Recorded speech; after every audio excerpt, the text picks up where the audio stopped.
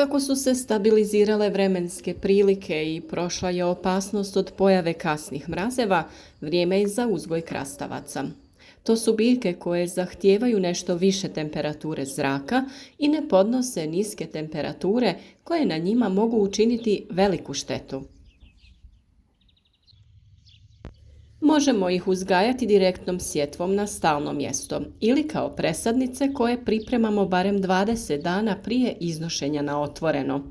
Za uzgoj na otvorenom tlo treba da se zagrije na temperaturu od 17 do 18 stepeni Celzijusa. Za razvoj na otvorenom potrebna je srednja dnevna temperatura zraka veća od 15 stepeni Celzijusa, dok je optimalna 25 do 27 stepeni. Cvjetanje započinje kod temperature između 15 i 17 stepeni, a oprašivanje najbolje se obavlja na temperaturama od 18 do 21. To znači da je ovaj period u proljeću najbolji, to jest idealan za uzgoj krastavaca. Od dana zametanja plodova do berbe treba proći 30 do 40 dana. Brzina rasta pojedinih plodova naravno ovisi o broju plodova na jednoj biljci. Vrijeme plodonošenja krastavaca traje između 1,5 do 2,5 mjeseca. Za uzgoj presadnica krastavce obično sijemo u aprilu na zatvorenom, to jest u zaštićenom prostoru, i to 3 sedmice do mjesec dana prije planiranog presađivanja na stalno mjesto. Presađuju se tek polovinom maja, kada prođe opasnost od kasnih proljetnih mrazeva. A u današnjem videu govorimo o prednostima i nedostacima uzgoja krastavaca iz presadnica, to jest direktne sadnje u tlo. Presadnice uzgajamo ranije, kao što sam i rekla, a sjetvu obavljamo početkom maja ako sijemo direktno na stalno mjesto. Tokom uzgoja presadnica, ako su nepovoljni uslovi uzgoja, odnosno vlaga zraka veća od 85% i velika temperaturna razlika između dana i noći, treba pripaziti na pojavu bolesti, jer krastavac je jako osjetljiv na gljivična oboljenja. Presadnice imaju osjetljiv korijen, pa se pikiranje, to jest presađivanje u posudice, provodi kada biljka ima otvorene kotiledone listove i prva 2 ili 3 prava lista. Izbjegavajte sadnju presadnica previše blizu, jer biljka mora disati. Ako su biljke previše blizu jedna drugoj, krastavci će biti manji i izloženiji gljivičnim oboljenjima.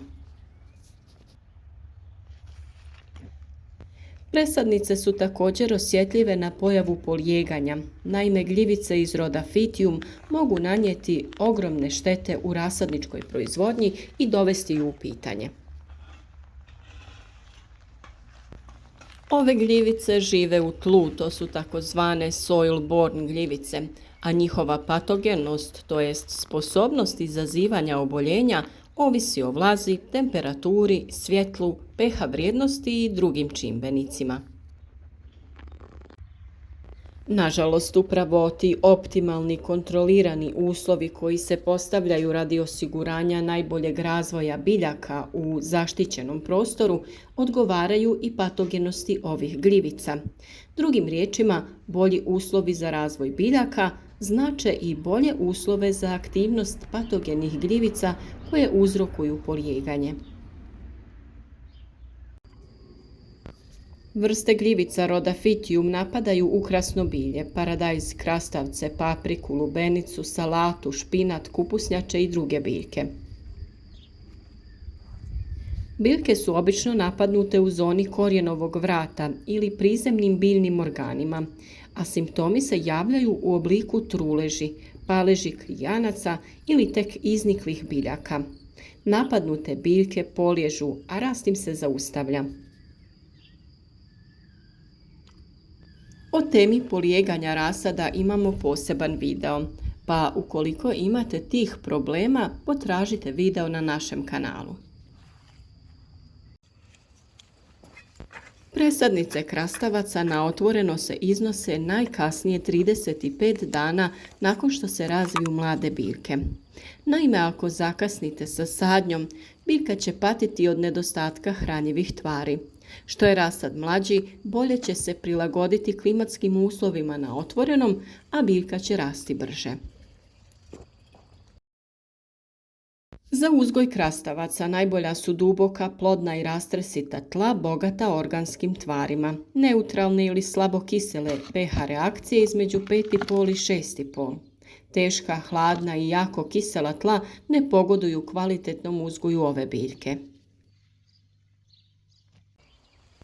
Krastavac je dobra pretkultura za paradajz, kupus i papriku, a pogodne pretkulture za krastavac su kupus, celer, mahune, salata, grašak i kukuruz šećerac.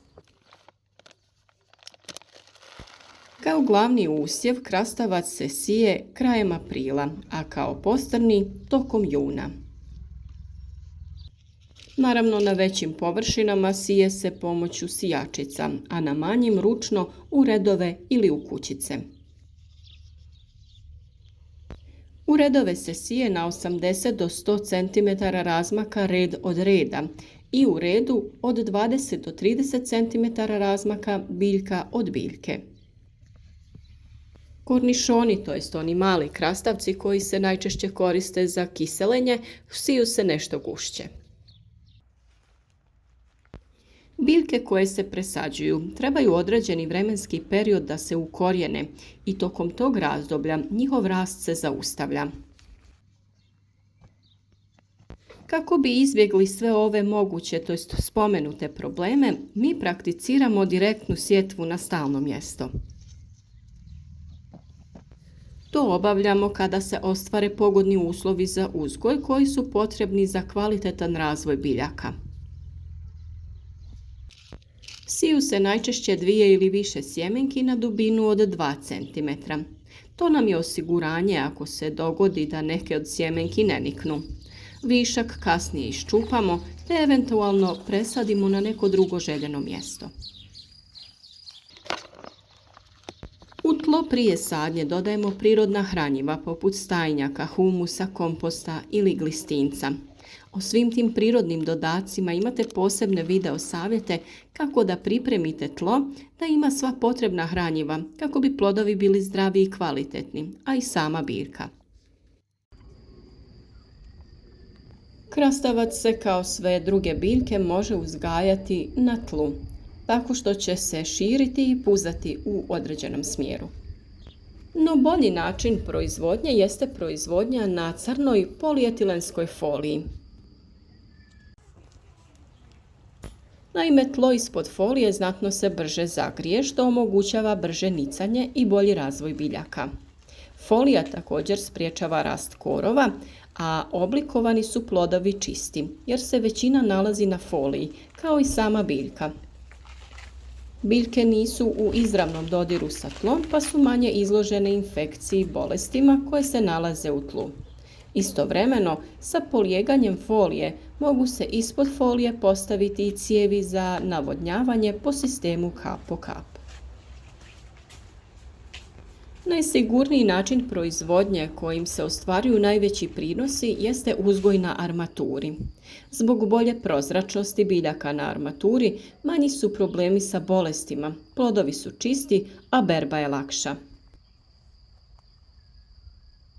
Za armaturu se koriste stupovi visoki 2 metra, povezani žicom na koju se veže konopac ili se između stupaca razvuče plastična mreža po kojoj se biljka uspinje, a ukopaju se tako da im je vrh 150 do 180 cm iznad tla. Na donjem dijelu stabljike potrebno je redovno zakidati zaperke. Uz redove je također poželjno postaviti cijevi za navodnjavanje, te redovito 2 do 3 puta sedmično navodnjavati. I kod uzgoja na armaturi može se primijeniti polijetilenska folija, a kad se biljke razviju, tlo se može pokriti slamom. Odlična opcija je i slama kao prirodni malč koji se može stavljati po cijelom vrtu i tako će čuvati vlagu i sprječavati pojavu korova.